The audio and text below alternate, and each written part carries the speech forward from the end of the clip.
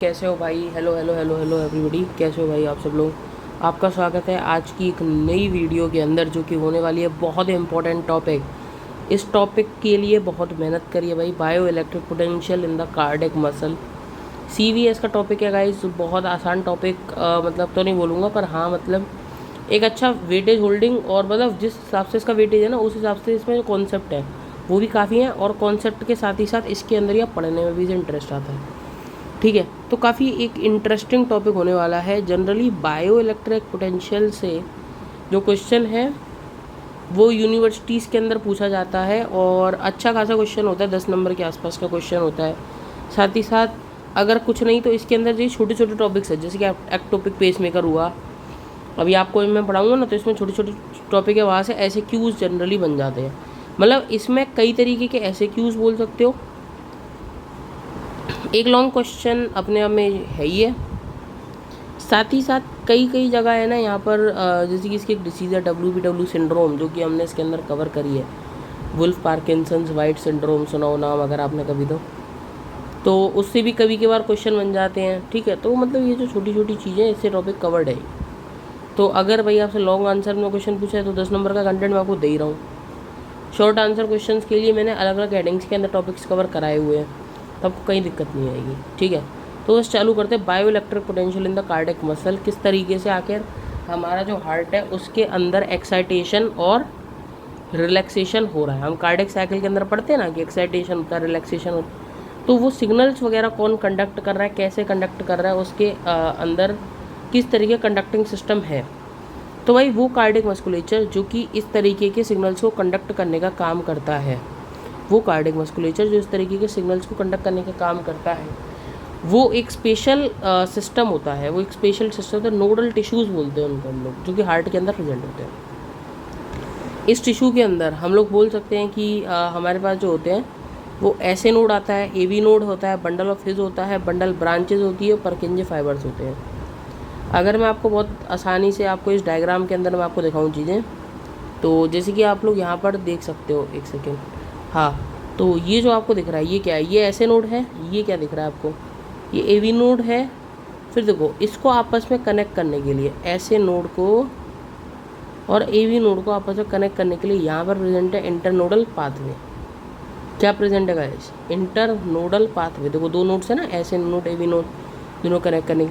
अब internodal pathway के अंदर 3 तरीके के फाइबर्स होते हैं। अगर आप इसे 3D में इमेजिन कर सकते हो, तो सोचो कि हार्ट है, हार्ट का एंटीरियर सरफेस, मिडल और पोस्टीरियर, तो ऐसे यहाँ फाइबर्स होंगे, anterior fibre, middle fibre, posterior fibres. तो इसमें जो एंटीरियर फाइबर्स है उनका कोई स्पेसिफिक नाम है क्या सर? कुछ नहीं, पर हाँ पोस्टीरियर और मिडल का होता है। पोस्टीरियर फाइबर्स का जो नाम होता है वो होता है ट्रैक्ट ऑफ थोरेल, एंड जो मिडिल फाइबर्स का नाम अक्सर यूनिवर्सिटीज़ के MCQs में पूछा जाता है, बहुत इंपॉर्टेंट नाम है, बिल्कुल एकदम याद रख लेना, ट्रैक्ट ऑफ वेंचीबैक। ठीक है, अब इसे कई तरीके से प्रोनाउंस कर सकते हो सकता है मेरा प्रोनाउंसिएशन गलत हो, पर मतलब यही बोलो तो वेंकी बैच, इसे जो भी आप बोलना चाहो, जैसे बोलना चाहो वैसे से प्रोनाउंस कर सकते हैं। ठीक है, नेक्स्ट, अब ये यहाँ से हम लोग बात करें तो अब देखो सुनो, ये तो ऐसे नोड के अंदर की बात हो गई, यानी कि सॉरी राइट एट्रिया के अंदर की बात हो गई। राइट एट्रिया ना, तो राइट एट्रिया, तो यार कभी आप लोगों ने सोचा कि लेफ्ट एट्रिया के अंदर भी तो सिग्नल जाएंगे, वो कैसे जाएंगे? ये इस पाथवे के थ्रू जाएंगे। देखो यहाँ पर एक और है जो एंटीरियर से कनेक्ट कर रहा है किसको, लेफ्ट एट्रियम को। तो एंटीरियर वाले जो फाइबर है वहाँ से लेफ्ट एट्रियम को कनेक्ट करने के लिए होता है बैचमैन बंडल। क्या होता है, नाम क्या है भाई बंडल का जो कनेक्ट कर रहा है, बैचमैन बंडल। ठीक है, नेक्स्ट, अब यार AV नोड पर आ गया। AV नोड से सिग्नल जाएंगे बंडल ऑफ हिज में, बंडल ऑफ हिज से जाएंगे परकिंजे फाइबर्स के अंदर। ठीक है, अब यार बंडल ऑफ हिज से पहले जाते हैं बंडल ब्रांचेस के अंदर। सॉरी, बंडल ब्रांचेस के अंदर होते हैं 2 तरीके के बंडल ब्रांच, जो लेफ्ट में है लेफ्ट बंडल ब्रांच, जो राइट में है right bundle branch. Left bundle branch के 2 स्वरूप होते हैं, एक होता है लेफ्ट एंटीरियर फेसिकल और एक होता है लेफ्ट पोस्टीरियर फेसिकल। अब ये इसमें तो समझ में आएगा नहीं क्लियरली, ये मैंने आपके लिए निकाला हुआ है डायग्राम गेनोम का, एकदम ध्यान से समझना है इस डायग्राम को। ये देखो देखो, जैसे कि आप लोग देख सकते हो, यहाँ पर आपको दिख रहा है आपका ऐसे नोड, यहाँ पर दिख रहा है आपको इंटरनोडल पाथवे, ये आपका AV नोड हो रखा है। इस AV नोड के बाद यहाँ पर आपका दे रखा है बंडल ऑफ हिज, ये वाला जो होता है बंडल ऑफ हिज। ये कॉमन बंडल है, मतलब पर उतनी ज़्यादा लेवलिंग पर भी मैं ध्यान दो, ठीक है ना। बंडल ऑफ हिज ये रहा, ये मैंने बताया ना, bundle of his. Bundle of His से दो तरीके के फाइबर्स निकले, लेफ्ट एंड राइट। ये जो लेफ्ट वाले इसके दो फेसिकल है, एक है LAF यानी कि लेफ्ट एंटीरियर फेसिकल, और एक है LPF लेफ्ट पोस्टीरियर फेसिकल। देखो ये रहा लेफ्ट पोस्टीरियर फेसिकल। फिर नीचे की तरफ आप देख रहे हैं परकिंजे सिस्टम है पूरी तरीके से, जो वेंट्रिकल्स के फाइबर्स में सब मतलब वेंट्रिकल्स में सप्लाई कर रहा है अच्छे से, देख रहे हैं आप लोग ध्यान से। तो बस यही मैं आपको पूरा पाथवे इसके अंदर बताना चाह रहा हूँ, ठीक है। नेक्स्ट, तो ये वाला डायग्राम आप लोग याद करें किस तरीके से है। ये वाला डायग्राम याद कर सकते हैं, ये वाला डायग्राम बना सकते हैं, बहुत अच्छी बात है। और ये वाला बनाना चाहे तो ये वाले में भी आप बना करके आ सकते हैं, पर डायग्राम जरूर इतने में ड्रॉ करें क्योंकि डायग्राम के ही नंबर होते हैं भाई, ठीक है। अब आप कह रहे होंगे ये वाला डायग्राम, भाई इस वाले डायग्राम में से केवल दो ही पार्ट इंपॉर्टेंट होते हैं, एक सबसे टॉप का, एक सबसे एंड का, ठीक है। तो इन टॉप और एंड जो है इन दोनों को हम लोग कवर कर लेंगे। ECG तो खैर इंपॉर्टेंट है, ये अलग से टॉपिक है, जनरली जल्दी आएगी वीडियो, चिंता मत करो। चैनल पर आपको इंपॉर्टेंट टॉपिक दिए जा रहे हैं ना MBBS के, और इसमें है ना जितना कंटेंट मैं लिखता हूँ भाई उतना कंटेंट अगर आप यूनिवर्सिटीज़ वगैरह में लिखते हो भाई, लिटरली बता रहा हूँ, अच्छे नंबर मिल जाएंगे, कोई दिक्कत नहीं आती कहीं भी, ठीक है। Properties of electrical responses in the cardiac muscle, properties क्या हो सकती है। देखो यार इसमें है ना, वैसे आपने सुना होगा कि हार्ट के अंदर दो तरीके के इनर्वेशन होते हैं, एक होता है वेगल इनर्वेशन, एक होता है सिंपैथेटिक इनर्वेशन। सर पैरासिम्पैथेटिक कहाँ गया, अरे भाई वेगल इनर्वेशन जो होता है वो जनरली वो कैसा होता है, पैरासिम्पैथेटिकली कंडक्ट करता है, पैरासिम्पैथेटिकली, ठीक है। तो वेगस अब कितने तरीके की होती है, कितनी तरीके की ऊपर से आ रही है, मतलब 10th क्रेनियल नर्व है वेगस, वो दो पार्ट में आती है, एक आती है लेफ्ट वेगल नर्व और एक आपकी आती है राइट वेगल नर्व, आती है नहीं आती, दो पार्ट में आई। अब जो राइट वेगस है वो ऐसे नोड को सप्लाई करेगी और जो AV नोड को सप्लाई करेगी उसका नाम क्या है, लेफ्ट वेगस है। किस तरीके का एक्शन है अभी बताया मैंने आपको। वेगस का जो एक्शन होता है वो कैसा होता है, पैरासिम्पैथेटिक होता है।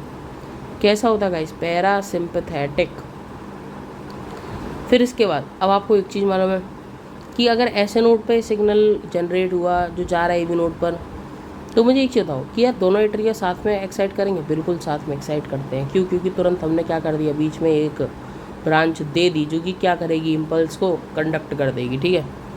तो इसलिए यहाँ पर लिख रहा है कि both atrias contract simultaneously and also the both ventricles contract. अभी यहाँ पर क्यों लिखना जरूर था, क्योंकि अब ये जैसे आप लोग को मैं बताऊँगा ना, spread of impulse in परकिंजे fibres, जो कि अपने आप में एक हेडिंग है, उसके अंदर आपको मालूम पड़ेगा कि यार वेंट्रिकल्स के अंदर मैंने स्पेसिफिकली क्यों डाला। क्योंकि जनरली क्वेश्चन बच्चों को डाउट होता है कि यार लेफ्ट वाले को पहले करना चाहिए, देर तक कॉन्ट्रैक्ट करना चाहिए, आप बोल रहे हो कि साथ में कर रहा है, तो वो एक भारी समस्या हो जाती है, इसीलिए मैंने यहाँ पर आपको लिख दिया है, ठीक है। नेक्स्ट, ये एक टाइमलाइन है। अब यार इसे आप लिखना चाहो तो लिख लो, वरना कोई इतनी ज़्यादा इंपॉर्टेंट नहीं होती है, जनरली इस पर कोई इसके मार्क्स नहीं होते हैं। 0.0 सेकेंड्स है ये। इम्पल्स स्टार्ट इन ऐसे नोड, 0.07 सेकेंड्स के अंदर इम्पल्स रीचेज AV नोड, 0.16। यार यहाँ पे AV नोड से बंडल ऑफ हिज में जाने के लिए थोड़ा टाइम लाइफ ज़्यादा लग रहा है, इसका कारण होता है AV नोडल डिले। आगे और अच्छे से बताऊंगा AV नोडल डिले के बारे में, क्योंकि एक बहुत मतलब बोलते हैं ना कि MCQ में पूछे जाने वाला टॉपिक है ये, और इसके लिए मैंने अलग से जो कंटेंट है वो later part of the video में कवर कर रखा है। फिर 0.16 सेकेंड में जैसे बंडल ऑफ हिज में, बंडल ऑफ हिज से पहुँचेगा कहाँ पर, एपेक्स में, क्योंकि पहले एपेक्स करेगा 0.19 सेकेंड, और फिर कहाँ पहुँचेगा, कोनस पार्ट में पहुँचता है ना, राइट वेंट्रिकल लेफ्ट वेंट्रिकल के कोनस पार्ट में पहुँचता है। लेफ्ट वेंट्रिकल के पहले पहुँचेगा 0.22 और राइट वेंट्रिकल के 0.23 से पहुँचेगा, ठीक है। वही कह रहा हूँ, इसलिए इतना ज़्यादा इंपॉर्टेंट नहीं है, पर अगर आप लोग याद करना चाहो तो आप लोग याद कर सकते हो उसे। Generation of action potential at SA node, अब किस तरीके से, पहले तो सेल्स जान लें यार कि आखिर ऐसे नोड में ऐसे कौन से सेल्स है जो कि ये काम कर रहे हैं। तो the cells involve in the generation of the action potential at SA node are the P cells, जिनको हम लोग फुल फॉर्म में बोलेंगे पेस मेकर सेल्स। इन पेस मेकर सेल्स के अंदर ऐसा क्या खास है सर, चलो ठीक है, इस वाले ग्राफ से समझते हैं, है ना।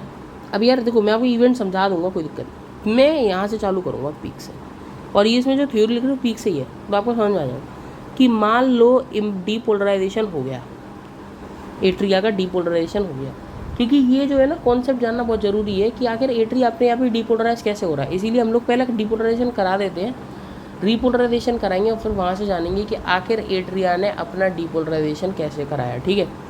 क्योंकि repolarisation is comparatively very easy, यार सीधी बात है कि अब ये हो गया तो फिर क्या होगा, यहाँ से रीपोलराइजेशन होगा, और रीपोलराइजेशन ऑफ पोटेशियम का जो इफ्लक्स है वो क्या होगा, मतलब पोटेशियम इफ्लक्स कारण होगा इसका, कोई दिक्कत ही नहीं है इसमें, तो पोटेशियम इफ्लक्स हो रहा है या नहीं हो रहा है। तो यहाँ से हमने चालू करा, यहाँ पर हम पहुँचे, बोला पोटेशियम इफ्लक्स कारण है यहाँ से यहाँ तक के ड्रॉप का। ठीक है सर, पोटेशियम इफ्लक्स हो रहा है यानी कि यार प्लस चार्जेस बाहर जा रहा है। प्लस चार्जेस बाहर जाने का मतलब क्या होता है, नेगेटिव की तरफ जाना। नेगेटिव की तरफ जा तो रहा है यार, बोलो तो सही यार, आपको मन ही मन में बोलते चलना है कि हाँ यार नेगेटिव की तरफ जा तो रहा है, देखो नेगेटिव की तरफ आ गया ना। ठीक है, अब इसके बाद आता है पोटेशियम के बाद, अब ये यहाँ पर देखो छोटा सा देखो ड्रॉप दिख रहा है, यानी कि हाइपर पोलराइजेशन की तरफ चला थोड़ा सा यार। अब ये जो होता है हाइपर पोलराइजेशन की तरफ जा रहा है, इसका कारण होता है स्लो पोटेशियम इफ्लक्स, यानी कि पोटेशियम इफ्लक्स का जो करंट है वो क्या होने लगेगा, कम होने लगेगा। और इस कंडीशन के अंदर एक चैनल्स होते हैं एच चैनल्स, या फिर हम लोग बोल सकते हैं फनी सोडियम चैनल्स, आप लोगों ने नाम सुना हो कभी। तो यार एक्चुअली हमारा जो हार्ट होता है, हार्ट की जो एक सेल बता रहा हूँ आपको, ऐसे नोड की एक सेल के बारे में, ऐसे नोड की सेल के अंदर जब पोटेशियम इफ्लक्स ऑलमोस्ट, मतलब ये बोल सकते हैं कि जैसी रेस्टिंग पर आ गया ना, ये रेस्टिंग होगी इसकी, तो जैसी रेस्टिंग पर आ गया तो ऐसी कंडीशन में क्या होगा, मतलब यहाँ पर एक चैनल होता है जिसे हम बोलते हैं एच चैनल्स। आप जब ज्ञानों में पढ़ेंगे तो वहाँ पर नाम मिलेगा आपको एच चैनल्स। ठीक है, ये जो एच चैनल्स होते हैं इसे बोलते हैं फनी सोडियम चैनल्स।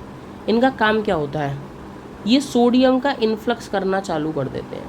क्या करना चालू कर देते हैं, सोडियम का इन्फ्लक्स, जिसकी वजह से ये जो ड्रॉप है ये बहुत कम होता है, और ये क्या होता है धीरे धीरे करके क्या होने लगता है, पॉजिटिव की तरफ जाने लगता है, क्योंकि पॉजिटिव चार्ज अंदर आ रहा है। और जैसे ही ये थोड़ा थोड़ा धीरे धीरे करके बढ़ने लगेगा, अब यहाँ पर चालू हो जाएगा कौन सा चैनल, CAT चैनल। मैं तो उसे CAT चैनल बोलता हूँ, आप लोगों को जो बोलना है वो बोलिएगा। क्या सर क्या नाम है, एक्चुअल तो होता है कैल्शियम ट्रांजिट चैनल, मतलब ट्रांजिएंट कैल्शियम चैनल। ये जो चैनल होगा ये कैल्शियम VGC की तरह काम करता है, पर कैसा ट्रांसपोर्ट करता है कैल्शियम का, ट्रांजिएंट, मतलब थोड़े समय का, नॉट परमानेंट। ठीक है, तो ये चैनल हो गया, और इसकी वजह से क्या होगा, थ्रेशोल्ड पर पहुंच जाएगा। ठीक है गाइस, तो यार कैल्शियम ट्रांजिट चैनल की वजह से आपको समझ में आ गया होगा कि यहाँ पर कैल्शियम इन्फ्लक्स होगा, जिसकी वजह से थ्रेशोल्ड होगा। तो जब ये थ्रेशोल्ड पर पहुँच गया तो क्या थ्रेशोल्ड से ऊपर भी ले जाना है इसको, तो ये काम करता है calcium L channel, calcium L channel. ठीक है, ये जो कैल्शियम L चैनल है ये क्या काम करेगा, लंबे समय तक काम करता है। तो इसीलिए इसे यहाँ पर L का मतलब भी कुछ ऐसा ही है, लॉन्ग लास्टिंग बोलते हैं यहाँ पर। अब जो भी आप लोग बोलना चाहो, पर यहाँ पर जो चैनल काम करेगा वो कौन हो, कैल्शियम, ये भी वोल्टेज गेटेड चैनल होते हैं, चिंता ना करें। तो यहाँ पर क्या होगा, इंक्रीज कैल्शियम L करंट। ठीक है, इंक्रीज कैल्शियम ट्रांजिट करंट, कहाँ पर, थ्रेशोल्ड तक पहुँचने के लिए, फिर इंक्रीज कैल्शियम L करंट, और फिर उसके नीचे की कहानी तो तुम्हें मालूम है ही है। अब एक बार पढ़ ले क्या किस तरीके से लिख रहा है थ्योरी के, देखो, starting from the peak of the impulse at SA node potassium efflux by potassium VGC। Potassium voltage gated channel का क्या होगा, मतलब अब देखो सुनो ध्यान से, यहाँ पर रिलेट करते हुए चलना। पोटेशियम इफ्लक्स की बात कर रहा है, कहाँ से, यहाँ टॉप से चालू करे, यहाँ पर आए, क्या हो रहा है, पोटेशियम इफ्लक्स हो रहा है, जिसकी वजह से पोटेंशियल ड्रॉप हो रहा है। तो यही लिख रहा है कि पहले रीपोलराइजेशन जिसे बोलेंगे यहाँ पर हम लोग। ठीक है, next, K+ exit stop and K+ start accumulating inside the membrane. ये जो पोटेशियम का जो इफ्लक्स होता है ना, ये क्या हो जाता है, यहाँ पर मैंने जैसे बोला था स्टॉप हो जाता है और पोटेशियम एक्यूमुलेट होना चालू होता है। साथ ही साथ लिटिल अमाउंट ऑफ जो होता है आपके चैनल्स होते हैं वो क्या होता है, वो होता है चालू होता है after hyperpolarisation H channel. जो मैंने आपको यहाँ पर बताया कि यहाँ पर क्या होगा, जैसे पोटेशियम, जैसे मैं आपको थोड़ा सा और आइडिया देता हूँ, रुको एक सेकेंड। ये देखो, ये हमारे पास सेल है वही, अरे यार थोड़ा सीधा स्क्वायर नहीं बनेगा इधर, कसम खा रखा है इसमें, कोई नहीं दोबारा बनाने की कोशिश करते हैं। लो भाई अभी भी टेढ़ा सही होगा, चलो कोई नहीं। देखो सुनो, यहाँ पर जैसे आप लोगों से बोला मैंने पोटेशियम पोटेशियम इफ्लक्स है ना, तो उल्टा दिशा दिखाना पड़ेगा। यहाँ पर देखो उल्टा नहीं दिखाया, आप लोगों को टोकना चाहिए था, कोई दिक्कत नहीं। हो सकता है कि आपने वीडियो में टोका हो, पर अब मैं समझ गया कि मेरी थोड़ी सी गलती हो गई, सॉरी। उल्टा है, उल्टा दिखा पोटेशियम, यहाँ पर भी पोटेशियम। ठीक है, जैसे पोटेशियम इफ्लक्स स्टॉप होता है ना, तो ये क्या होता है, पोटेशियम इफ्लक्स जो होगा जब ये स्टॉप हो जाएगा, तो पोटेशियम एक्यूमुलेट होना चालू करेगा towards the start accumulating inside the membrane. यहाँ पर पोटेशियम जमा होने लगता है यहाँ पर, जिसकी वजह से क्या होगा कि कैल्शियम चैनल्स ओपन होंगे, टी कैल्शियम चैनल बोल रहा हूँ, सॉरी एच चैनल्स ओपन होंगे और एच चैनल्स क्या करेंगे, सोडियम इन्फ्लक्स करेंगे, जिसकी वजह से क्या होगा, प्लस चार्ज बढ़ेगा। फिर क्या चालू होंगे, ठीक है। तो देखो पढ़ो आगे क्या लिख रहा है। आफ्टर हाइपर पोलराइजेशन, यानी कि इस वाली स्टेज में हमने क्या देखा, ये पोटेशियम वाला जो एक्यूमुलेशन है इसे बोलते हैं हाइपर पोलराइजेशन। तो हाइपर पोलराइजेशन के बाद क्या हुआ, एच चैनल्स ओपन हुए, जिसकी वजह से आई एच करंट जनरेट होता है। This unusual activation is refer to as funny activation and the current is called as funny current. यानी कि यहाँ पर क्या होना चालू हो जाएगा, इन्फ्लक्स ऑफ सोडियम आयन यहाँ पर चालू हो जाएगा। क्या आपको इतनी बात समझ में आ गई? यस सर, बिल्कुल समझ में आ गई। फिर उसके बाद क्या होगा, voltage gated T calcium channel open होंगे, जो कि क्या करेंगे, मेम्ब्रेन को थ्रेशोल्ड पर लेकर के जाएंगे, और थ्रेशोल्ड पर पहुंचने के बाद एल कैल्शियम चैनल उसे फिर से पीक पर ले जाएंगे। ठीक है, तो ये दोनों पॉइंट बिल्कुल एकदम क्लियर होंगे, तो बहुत आसान से पॉइंट्स है। अब यार यहाँ पर एक चीज़ देखो, मतलब इस बार पीक पर ले जाने में कैल्शियम का काम है, ना कि सोडियम का। और जब आप जनरल मेरे से पढ़ते हो एक्शन पोटेंशियल, तो जनरल एक्शन पोटेंशियल के अंदर मतलब जिसकी अगर आपने अपने क्लास में पढ़ा हो जनरल फिजियो के अंदर, उसमें सोडियम ले जा रहा था या कैल्शियम ले जा रहा था। तो यहाँ पर डीपोलराइजेशन किसने कराया, the depolarization of the S node and A V node is due to the calcium influx rather than sodium influx. Clear है? But yes, sodium influx was ज़रूरी था। सोडियम इन्फ्लक्स हुआ तो है सर, वो किस लिए ज़रूरी था, वो ज़रूरी था कैल्शियम के ट्रांसपोर्ट के लिए, क्योंकि टी कैल्शियम चैनल जब तक वो ओपन ही नहीं होता तो वो खुलते भी नहीं। ठीक है, vagal control of S node and A V node. Sir जैसे कि आपको मैंने बताया, वेगस जो होती है वो क्या काम करेगी सर, वो पैरासिम्पैथेटिकली काम करती है। ये वाली बात आप बता चुके हैं, पैरासिम्पैथेटिक कंट्रोल ऑफ वेगस। इसके कॉजेज़ क्या क्या हो सकते हैं, इंक्रीज हाइपर पोलराइजेशन टाइम। ये तो साइंटिफिक बात सा हो गई यार, तुम तो मैं आसान सी चीज़ें बताओ सर। यार देखो, साइंटिफिक भाषा में ये लिख कर क्या होगे, और इसका मतलब होता है डिक्रीज हार्ट रेट। यानी कि ऐसे नोड को हम लोगों ने देखा है कि ऐसे नोड जो होता है वो 60 से ले, मतलब नॉर्मल जो हार्ट रेट होती है 60 से वो BPM होती है। ठीक है, और अगर हम लोग थोड़ा सा भी अपना दिमाग वगैरह लगाएं, है ना, तो यार एक चीज़ ध्यान रखना कि अगर चाहे ना ऐसे नोड तो वो 100 तक जनरेट कर सकता है, मतलब आराम से 100 जनरेट कर सकता है, पर तब भी नॉर्मल 72 मानी जाती है। क्यों? क्योंकि जो आपका हार्ट है वो वेगस के कंट्रोल में है, और वो पूरी तरीके से 100 तो जनरेट हो, मतलब कुछ ना कुछ ऐसे वेगस छेड़ता ही रहेगा हार्ट को कि वो 100 तो जनरेट करेगा ही नहीं। अब यार इसका भी एक रीज़न होता है, मैं आपको बता देता हूँ, पर मतलब है ना, रीज़न कोई पूछेगा नहीं आपसे।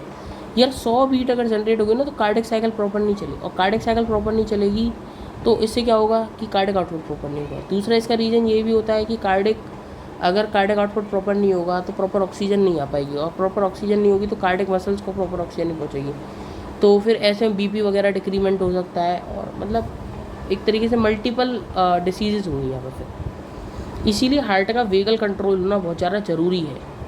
ठीक है, तो और इसमें क्या होगा, और साथ ही साथ क्या होगा, decrease slope of pre potential generation. अरे वही कहना चाह रहा है, प्री पोटेंशियल जनरेशन। अब ये क्या होगा, ये सब चीज़ें बताता हूँ आपको। प्री पोटेंशियल जनरेशन का, तो पोटेंशियल जनरेशन से पहले की जो स्लोप होगा वो क्या हो जाएगा, डिक्रीज हो जाएगा। मतलब अगर मैं आपको यहाँ पे बोलूँ कि पोटेंशियल जनरेशन के लिए हमें यहाँ से इतना स्लोप चाहिए ताकि थ्रेशोल्ड में पहुँच जाए, थोड़ा सा अगर हम लोग यहाँ पर हिसाब लगाएं कुछ तो दो यूनिट, 2 डंडे आ रहे हैं ना ये वाले, ऐसे करके काउंट करते हैं। अब इधर की तरफ आ जाओ, यहाँ से यहाँ तक के लिए चाहिए भैया। यहाँ तो डंडों की संख्या बहुत ज़्यादा ही हो गई, 6 से 7 हो गए यहाँ तो डंडे। कहाँ 2, कहाँ 6 से 7, इसका मतलब समझ रहे हैं। और सुनो एक चीज़ समझना, हमें पहुँचना यहाँ पर उतने पर ही था। देखो यहाँ पर हमें हाइट उतनी ही कवर करनी है, यहाँ पर हमने हाइट तो उतनी ही कवर करी है जितनी हमने ऊपर कवर करी है, पर टाइम तो क्या हो गया, स्लोप क्या हो गया, डिक्रीज़ होगा नहीं होगा। तो वेगल स्टिमुलेशन के अंदर क्या डिक्रीमेंट इन द स्लोप वाला पॉइंट समझ में आ गया सर? आ गया। इंक्रीज हाइपर पोलराइजेशन टाइम समझ में आ गया, 2 डंडे का 6 डंडे, ठीक है, ओके। नाउ अब यहाँ पर हम लोग बात करेंगे स्प्रेड ऑफ कार्डिक एक्साइटेशन की, यानी कि कार्डिक मसल्स के अंदर एक्साइटेशन किस तरीके से स्प्रेड होती है, ठीक है। तो यार ऐसे नोड ने जब इम्पल्स अपना जनरेट कर लिया और किस तरीके से जनरेट करा उसका पूरा आयनिक बेसिस हमने कवर कर लिया है, तो अब बात करते हैं कि वो स्प्रेड कैसे होगा। तो इम्पल्स और डीपोलराइजेशन जो होता है एवी नोड पर पहुँचते हैं इंटरनोडल पाथवेज से। At AV node impulse slows down causing AV nodal delay, मतलब इम्पल्सेस जो होते हैं वो क्या होता है, स्लो डाउन हो जाते हैं। एवी नोड पर क्या होगा, इम्पल्सेस स्लो डाउन होंगे, जिसकी वजह से क्या होगा, एवी नोडल डिले होगा। और ये वाली बात हम यहाँ पर ऊपर मैंने आपको बताई थी उस टाइम जब टाइमलाइन दिखाई थी, क्या आपको याद है? इन दोनों के बीच में मैंने आपको बताया था कि एवी नोड से यहाँ पर एवी नोड पर तो आ गया और बंडल ऑफ इसमें देर से पहुँचा। तो इसका कारण क्या बताया था, एवी नोडल डिले। और मैंने बोला था कि नीचे की तरफ मैंने लिखा हुआ है कि एवी नोडल डिले से क्या क्वेश्चन, एक क्वेश्चन बन सकता है एवी नोडल डिले से। देखो सुनो, this delay is responsible for confirming that atria and ventricle should not contract simultaneously. यही है वो बहुत इंपॉर्टेंट क्वेश्चन जो अधिकतर पेपर्स में पूछ लेते हैं, मतलब 2 नंबर में कई बार यूनिवर्सिटीज़ के अंदर, मतलब अगर कोई ऐसा से वो दे दिया उन्होंने, क्लिनिकल केस दे दिया या ईसीजी के अंदर ही है ना बढ़ा करके क्वेश्चन पूछ लिया, मतलब कुछ भी कर सकते हैं। Describe the importance of AV nodal delay, 2 number के अंदर ही क्वेश्चन आता है। तो इस डिले का इम्पोर्टेंस ये है।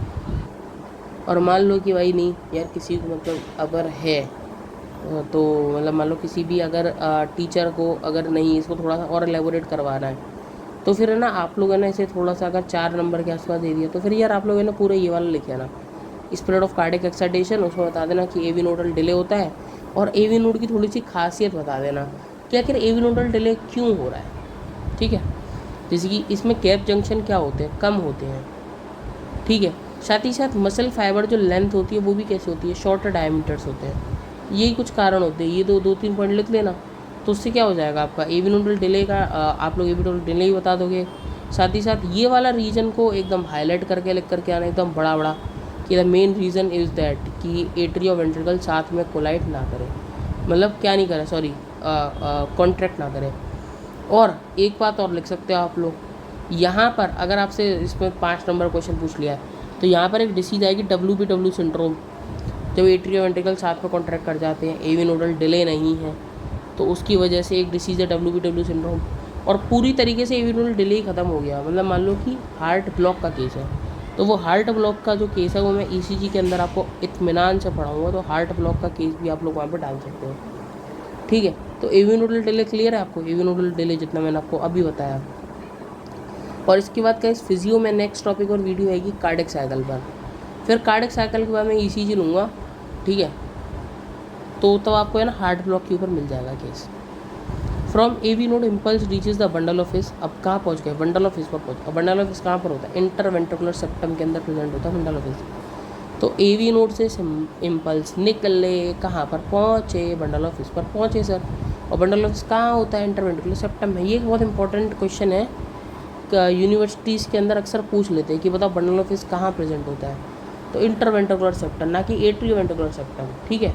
At the top of interventricular septum, आधी चारा जनता से एवी सेप्टम लगा के आती है, इसलिए एक क्वेश्चन इंपॉर्टेंट है, थोड़ा सा ध्यान रखना। होते हैं कई होगा, इंटरएट्रियल सेप्टम भी होता है ऑप्शन में, तो कभी वो भी आ जाता है कि हाँ यार चलो यही होगा। फिर अगला आता है bundle of his. Bundle of his divides into, यहाँ पर देखना आप लोग बात बंडल ऑफ हिस के बारे में बहुत खास बात है कि जो बंडल ऑफ हिस है वो आपका 2 तरीके की बंडल ब्रांचेस में डिवाइड हो रहा है, right and left bundle branch. और मैंने आपको बताया लेफ्ट बंडल ब्रांच के 2 फेसिकल्स होते हैं, एंटीरियर एंड पोस्टीरियर।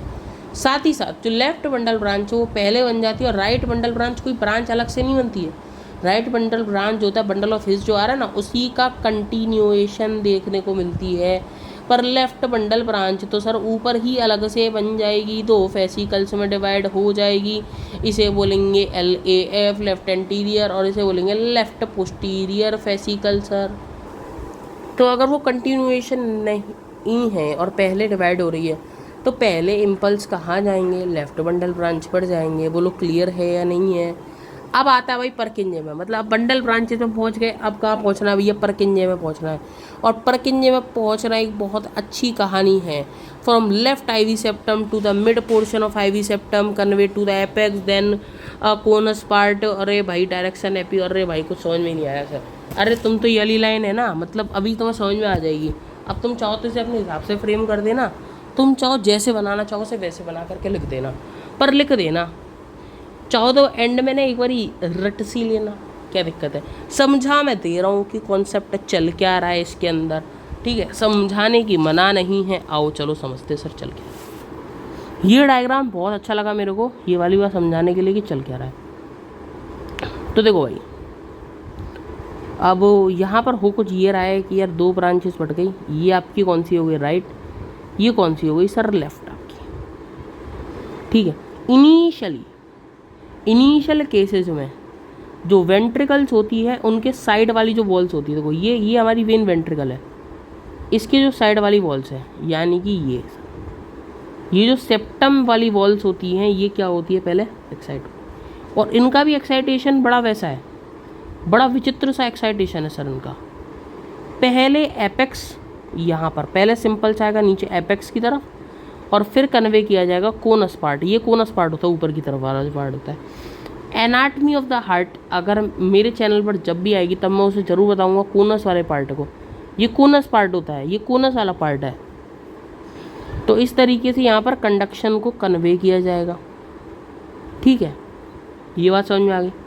फिर इसके अंदर फैलेगा इम्पल्स यार, है ना, हाँ पूरे पर पहले इस तरीके से, पहले पूरे पर यहाँ पर फैलेगा, फिर कहाँ फैलेगा, इसके अंदर फैलेगा।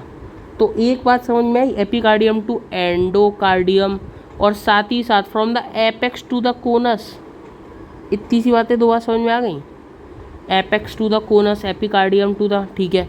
तो यहाँ पर पढ़ो from left IV septum to mid portion of IV, यहाँ पर लेफ्ट के बारे में पहले बात करिए, ठीक है। तो आप लोग लेफ्ट के बारे में पहले बात कर सकते हो, ठीक है। From the left portion, left IV septum, मतलब पहले कहाँ इम्पल्स जाएगा परकिंजे फाइबर में भी, लेफ्ट वाले में जाएगा। क्यों, क्योंकि लेफ्ट बंडल ब्रांच में पहले कंडक्शन होगा। तो यहाँ पर लेफ्ट की बातें करिए, एक का एग्जाम्पल लेकर के समझाया हुआ है। तो लेफ्ट आईवी सेप्टम से कहाँ पर जा रहा है, देखो सुनो दोबारा, left IV septum to mid portion of IV septum. देखो लेफ्ट आईवी सेप्टम यानी कि यार, और अगर अच्छे समझना है तो यहाँ पर आप लोगों ने समझा होगा कि यार सबसे पहले एक सेकेंड, यहाँ पर साइड में ही था, उसके बाद ही तो यहाँ पर आया ऐसे करके, ठीक है। तो पहले लेफ्ट आईवी सेप्टम पर आएगा, उसके बाद जा कर के यहाँ पर आएगा, then to the IV septum, mid portion of the IV septum, इसको बोलते हैं मिड पोर्शन। ये रहा mid portion of the IV septum. पहले इधर इधर चलेगा, इधर उधर, जिधर मैं पेन लगा रहा है मेरा पेन दिख रहा होगा, फिर मिड पोर्शन में आएगा। क्लियर है, इतनी बातें क्लियर हो रही हैं गाइस, अरे बहुत बढ़िया भाई। कन्वे टू द एपेक्स, और ये कन्वे, और पहले कहाँ जाएगा इम्पल्स, नीचे की तरफ आता जाएगा। कहाँ चल रहा है, थोड़ा सा और दिमाग से सुनना, चलो इस वाले में समझते हैं। पहले कहाँ चल रहा है, एक सेकेंड, चल यहाँ पर रहा है, मिड पोर्शन में आएगा, मिड पोर्शन से एपेक्स की तरफ जाएगा, एपेक्स से कोनस की तरफ जाएगा। क्लियर है, फिर कोनस से कोनस पर पहुंच गया, यानी कि कहाँ पहुंच गया, एपिकार्डियम पर पहुंच गया। एपिकार्डियम से अंदर की तरफ यानी कि एंडोकार्डियम पर कन्वे किया जाएगा। बोलो क्लियर है या नहीं है सर, इतनी सी कहानी है, मेरी जुबानी है। Apex then to the conus part, conus part के बाद बोल रहे हैं कि conduction is from epicardium to endocardium. बोलो भाई क्लियर है या नहीं है। अब परकिंजे फाइबर के अंदर समझते हैं एक्शन पोटेंशियल जनरेशन कि आखिर किस तरीके से सिग्नल्स आ गए तो वो किस तरीके से रिस्पॉन्ड करेंगे परकिंजे फाइबर। और जैसे कि मैंने आपसे बोला था conduction in the impulse spread in the परकिंजे system थोड़ा सा टफ है, पर अगर आपको एक बार समझ में आ गया तो ये लाइन आपको समझ में आ जाएगी पूरी, और मुझे लगता है आपको समझ में आ भी गई होगी। Action potential in the परकिंजे fibre, तो ये यहाँ पर मैंने टोटल 5 फेज़ मार्क करी हैं, 0 1 2 3 4। फेज़ 0 वही है, यानी कि आपका टी पोलराइजेशन बता रही है। 1 वाली जो फेज़ है वो आपको पीक बता रही है, 2 वाली प्लेटिव फेज़ बता रही है, 3rd वाली जो फेज़ है वो प्लेटिव से नीचे हाइपर रीपोलराइजेशन बता रही है, 4th वाली आपको ऑलमोस्ट हाइपर पोलराइजेशन बता रही है। क्या बोलो, इतनी बातें आपको समझ में आ रही है? बिल्कुल आ रही है सर। तो फिर जीरो की बात कर लेते हैं। डीपोलराइजेशन यानी कि रैपिड सोडियम इन्फ्लक्स देखने के लिए मिलेगा क्या गाइस? बिल्कुल देखने के लिए मिलेगा यार। अबे इसको क्या हो गया? हाँ, रैपिड सोडियम इन्फ्लक्स देखने के लिए यहाँ पर मिलेगा। और देखो एकदम, देखो डंडा खड़ा सा है एकदम, मतलब स्लोप देखो एकदम कैसा है, ऑलमोस्ट भाई साहब 90 डिग्री, मतलब बहुत अच्छा स्लोप है यार। थ्रू फास्ट सोडियम चैनल, यानी कि ये यहाँ पर फास्ट सोडियम चैनल देखने के लिए मिल रहा है। फटाफट डीपोलराइजेशन इज वेरी रैपिड हो रहा है। ओवरशूट पोटेंशियल भी बोल देते हैं इसको गाइस, क्या बोल देते हैं? ओवरशूट पोटेंशियल भी बोल देते हैं। अब गाइस ओवरशूट पोटेंशियल हो गया, तो ओवरशूट पोटेंशियल के बाद कहाँ पहुँच गए? पीक पर पहुँच गए। यहाँ से स्लो पोटेशियम इफ्लक्स चालू होगा।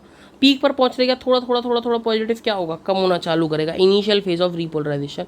अब आपको लगेगा कि यहाँ पर लगेगा थोड़ा सा स्टॉप, या तो यूँ कहेगा कि रिपोलराइजेशन की गति को और धीमा कर दो, या डीपोलराइजेशन को थोड़ी देर के लिए और चलने दो।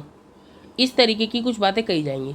इस टाइम पर कार्डिक मसल्स के अंदर मैं आपको बताऊं कॉन्ट्रैक्शन चल रहा होता है, मतलब वो धीरे धीरे करके क्या हो, मतलब एक तरीके से ये जब डीपोलराइजेशन रैपिड हुआ ना, इसे बोलते हैं इनिशियल फेज ऑफ डीपोलराइजेशन। और इसी कंडीशन के अंदर ही सेमिनल वॉल्स ओपन होते हैं।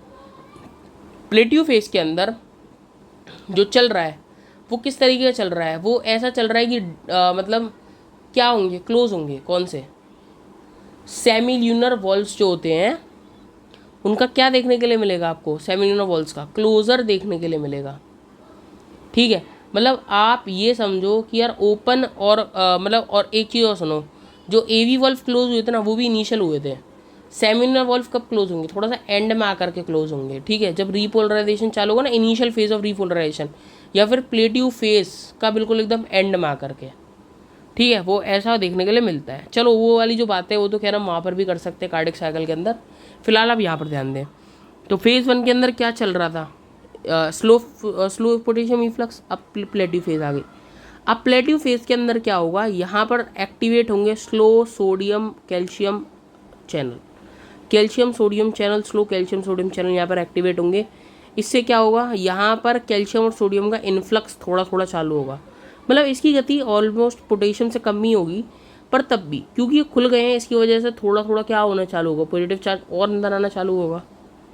पोटेशियम ऑब्वियसली ज़्यादा बाहर जा रहा है थोड़ा, पर क्या वो ज़्यादा अंतर ला पाएगा? नहीं ला पाएगा। तो यार ऐसे में क्या हो रहा है? पोटेशियम की कम चल रही है क्या, यानी कि मेम्ब्रेन कम परमिएबल है। किसके लिए? पोटेशियम के लिए। ये वाली लाइन आपको बहुत इंपॉर्टेंट है, प्लेटिव फेज में लिख के आनी है। The membrane permeability for potassium is very low during the किसके टाइम पर? आपके पोटेशियम के, बताओ, जो आपका पोटेशियम है उसके, यस, पोटेशियम के इफ्लक्स के टाइम पर जो आपकी मेम्ब्रेन परमेबिलिटी है वो बहुत कम होती है। ये 0.2 से 0.3 सेकेंड्स का होता है। इसका जो इंटरवल है वो दिया हुआ है यहाँ पर आपको। ठीक है, द मेम्ब्रेन परमेबिलिटी। अब ये फेज 3 आ गई। अब क्या होगा? नीचे एकदम ड्रॉप होगा, यानी कि मेम्ब्रेन परमेबिलिटी पोटेशियम इंक्रीज होगी, रैपिड आउटफ्लक्स होगा पोटेशियम। क्लियर है? नेक्स्ट आता है सुपर नॉर्मल पीरियड, यानी कि हाइपर, यानी कि अब रेस्टिंग मेम्ब्रेन पोटेंशियल पर आएगा और इससे भी नीचे जा सकता है। इसे बोलते हैं सुपर नॉर्मल पीरियड। नॉर्मल से भी कहीं ज़्यादा ऊपर पीरियड हो गया, ज़्यादा ही रिलैक्स कर लिया यार, सो बोलते ना कभी कभी। अब यार एडवांटेजेस ऑफ प्लेटिव फेज। अब ये जो होता है ये एडवांटेज है, प्लेटिव फेज है ना, कभी कभी उसमें आ जाता है आपका क्या बोलते हैं शॉर्ट आंसर क्वेश्चन। ये एक शॉर्ट आंसर क्वेश्चन है यहाँ पर।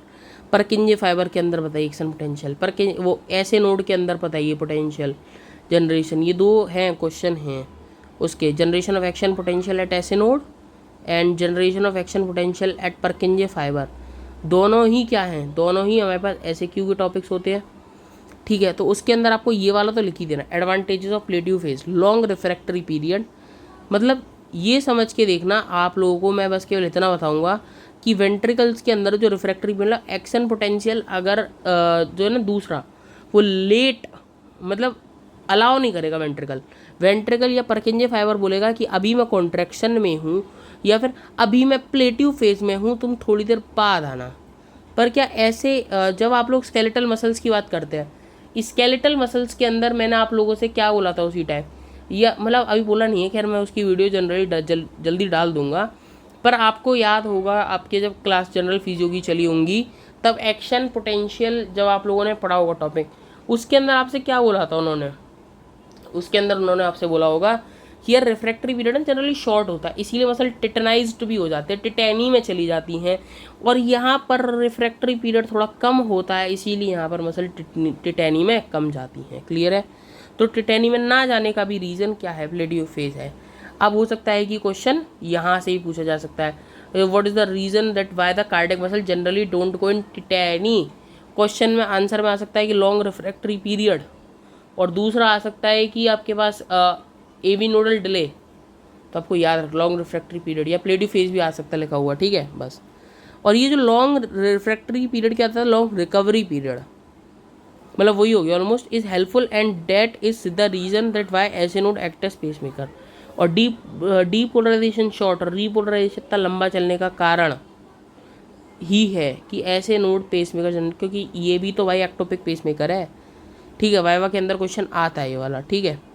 तो एक्टोपिक पेसमेकर क्या होता है? एक्टोपिक पेसमेकर ये होता है कि अब मान लो कि आपका जो ऐसे नोड है उसमें कोई दिक्कत आ गई, तो अब क्या कहेगा आपका वेंट्रिकल कि भाई ऐसा है, मेरे को तो कंडक्शन करना है, हार्ट को चालू करो। तो हार्ट बोलता है don't worry, I am having another pacemakers. कौन कौन से पेसमेकर है? AV node and Purkinje fibre generally act as pacemaker ऐसे नोड के एब्सेंस में। Ectopic pacemaker causes abnormal sequence of contraction of the various part of the heart. यहाँ पर अब सारी चीज़ थोड़ी सी गड़बड़ होना चालू होंगी, क्यों? क्योंकि यहाँ पर मतलब बोल सकते ना कि एक तरीके से एबनॉर्मल सीक्वेंस रहेगा कॉन्ट्रैक्शन का। ऐसे नोड का क्या था? ऊपर से आ रहे थे, ऐसे नोड अपनी ब्रांच दे रहा था जो कि लेफ्ट वेंट्रिकल लेफ्ट एट्रियम को सप्लाई कर रही थी, राइट एट्रियम पे आ रही थी। अब ये सब चीज़ छोड़ के अगर एवी नोड पर अब बातें चालू होंगी तो हो सकता है कि एक बार के लिए राइट एट्रियम का कॉन्ट्रैक्शन हो जाए, लेफ्ट एट्रियम उतना एफिशिएंटली कॉन्ट्रैक्ट ना कर पाए, ब्लड उतनी जल्दी एफिशिएंटली ना जाए, ठीक है। तो ये सब रीज़न हो सकते हैं, यानी कि एक्टोपिक पेसमेकर के केस में जो कंडक्शन है ब्लड का वो थोड़ा सा क्या हो सकता है? इफेक्ट हो सकता है। साथ ही साथ हार्ट रेट जो होता है वो भी ड्रॉप हो सकता है 60 से लेकर के 100 बीपीएम, जो नॉर्मल मैंने आपको उसी टाइम बताया था कि वही 60 से लेकर के 100 जो होता है वो नॉर्मल होता है, उससे भी क्या हो सकता है? ड्रॉप हो सकता है। क्लियर है नहीं है? अब आपको बात करते हैं यहाँ से अप्लाइड के बारे में। अप्लाइड क्या आता है? स्ट्रोक एडम सिंड्रोम, इसी से रिलेटेड है कुछ कुछ।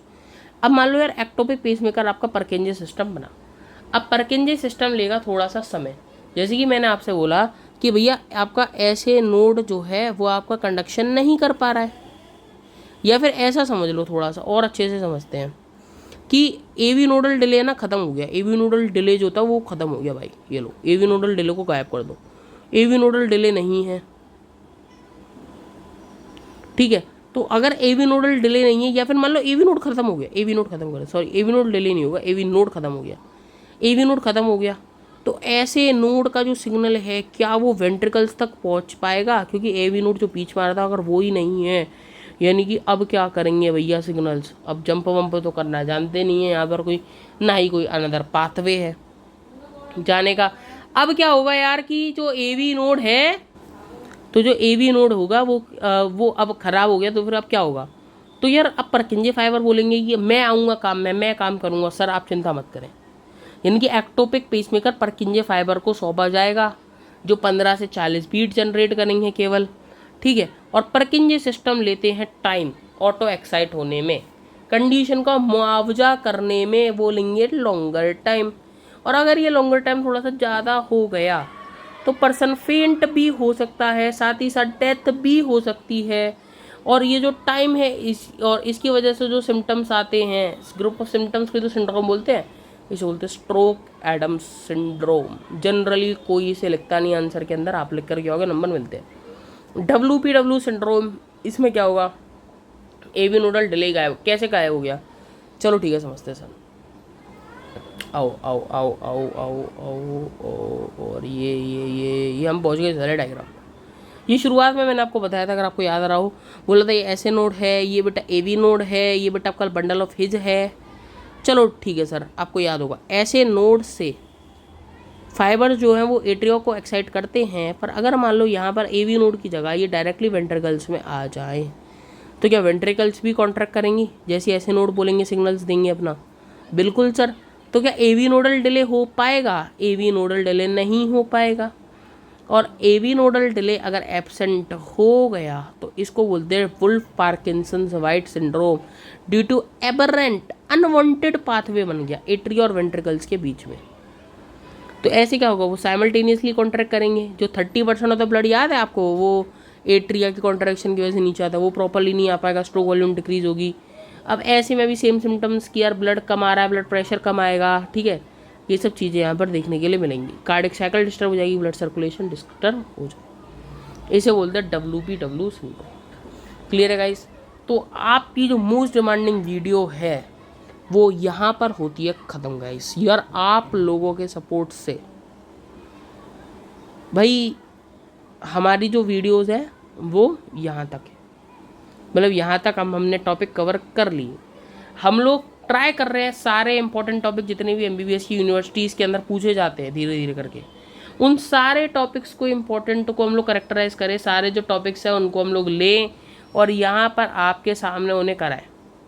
और जैसे कि आप लोग देख रहे हैं बहुत इंपॉर्टेंट टॉपिक CVS का, जो कि आपका electric potential in the heart से, मतलब नोडल टिश्यूज़ के बारे में सारी जानकारी मैंने आपके सामने समेट दी है। क्लियर है गाइस?